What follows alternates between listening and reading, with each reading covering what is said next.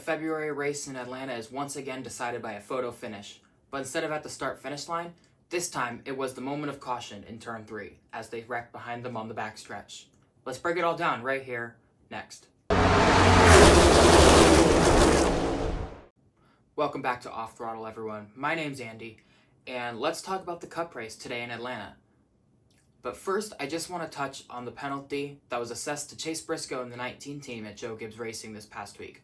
They're going to be assessed an L2 penalty following Daytona for modifying their spoiler, pending appeal. The penalty will be a loss of 100 driver and owner points, 10 playoff points on the owner and driver's side, as well as a $100,000 fine to Joe Gibbs Racing, and a suspension for 4 races to crew chief James Small. After the penalty, they came into Atlanta negative 67 points, and they leave Atlanta negative 51 in points. So a good gain, but still a long way to go for Chase Briscoe. But now let's get into the race itself. As once again at Atlanta, we saw a phenomenal race. Almost as good as last spring's, minus the 3-wide photo finish at the line, because we actually got that in turn 3 at the moment of caution. Carson Hocevar had wedged his way in between Kyle Larson and Christopher Bell, and the caution came out because of the caution behind them. That's where the race was decided, as Christopher Bell was leading at the moment of caution. But before that, I want to go back a few laps to the Larson and Cindric crash, and to me it just looked like Larson wasn't clear. Austin Cindric had been the dominant car through stage 3, and he really had been the dominant car the last 2 weeks. Denny Hamlin said it this past week on Actions Detrimental that he thinks Austin Cindric is one of the best super speedway racers in the series right now, and that is a hard agree. Austin Cindric finds himself at the front of the pack every single time we come to these plate races. Surely that 2 car is going to find victory lane soon enough. Could it be Talladega, or the second Atlanta race, or the second Daytona race? Atlanta has been his best track, so we'll have to see how that goes when we come back to this track in a few months. But okay, the big controversy tonight is the officiating, because of course it is, it's NASCAR. And to be honest, tonight, I think they got the call right. They told the drivers in the drivers' meeting that last night in the Xfinity race, they got it wrong, and the race to the line should not have been allowed. For safety reasons, getting safety vehicles deployed onto the track as soon as possible, but more than anything else, cars flying in at full speed trying to make more passes, trying to come to the line instead of slowing down. As we saw it start last week in the Daytona 500 when no caution was thrown on the last lap, and then no caution was thrown on the last lap of the Xfinity race last night. NASCAR told the drivers in the drivers' meeting that they got that call wrong, and that they would throw a caution if another situation like that occurred. And when it did, they did throw the yellow. And when they threw the yellow, the leaders were 3 wide with Christopher Bell on the top. Carson Hocevar had just forced his way to the middle, and Kyle Larson was on the bottom. And at the moment of yellow, Christopher Bell had about half a car length ahead of the other 2 cars. So to some extent, yeah, it sucks we didn't get to see those 3 race back to the line, but I think NASCAR got the call right. It's too dangerous to send the cars in the back of the pack flying through the field at full speed. Carson Hocevar managed to make half the field mad at him tonight, it felt like.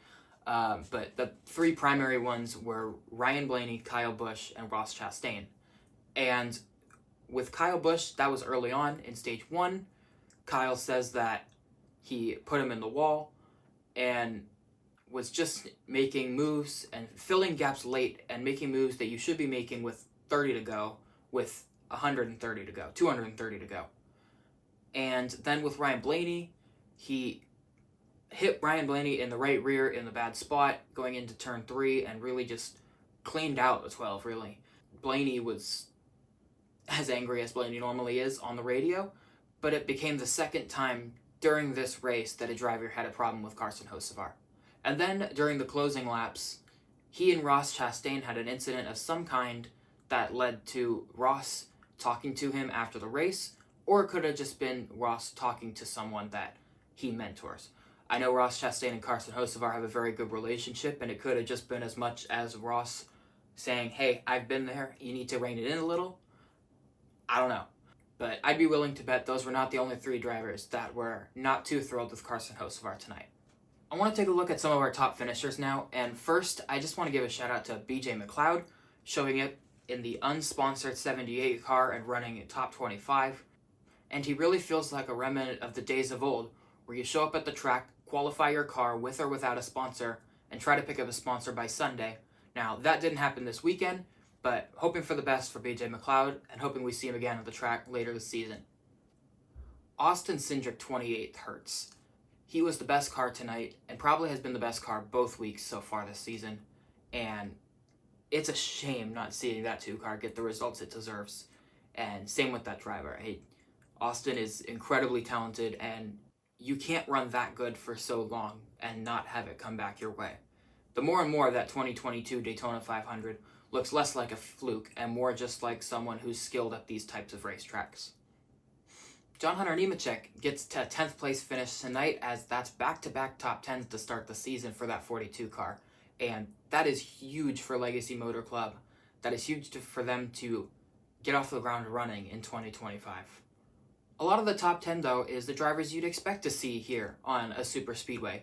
Busch, Hamlin, Wallace, Chastain, Stenhouse, Blaney. But then we get all the way up to the top 3. And we have Kyle Larson in 3rd, who he'll be the first to tell you his super speedway struggles. But he really had a shot to win it tonight. And he's getting better and better on these types of tracks. And I really think it's just a matter of time before Kyle Larson gets one and gets out of his own head, as Jeff Gordon would put it.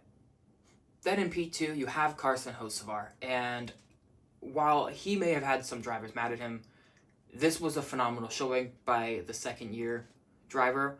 He's progressing at a rapid rate, similar to how Ty Gibbs was when he first got in the car, and we could rapidly see the rate of progression. And Carson Hocevar, I don't know if he'll make the playoffs, but he has a shot to maybe point his way in, maybe get a win. The Spire cars are fast. That driver is fast. He just needs to rein it in a little and keep it more directed. But overall, I thought today's race was phenomenal. We have gotten through the first 2 weeks of the season without a surprise winner, as I guess you'd put it. As we saw last year, how fast Suarez winning Atlanta made all of the playoff brackets blow up. And we are going to have a surprise winner. It happens every single season. But one of those spots has not been taken in the first 2 weeks of the year now. So we'll see how it plays out. But now on to COTA, on to turning right, and the road course in Austin, Texas. It's going to be a completely different race there next weekend, but I'll see you guys after that one. Be sure to comment how you guys felt about the Atlanta race down below. Like and subscribe, and this has been Off Throttle, and I'll see you guys next time.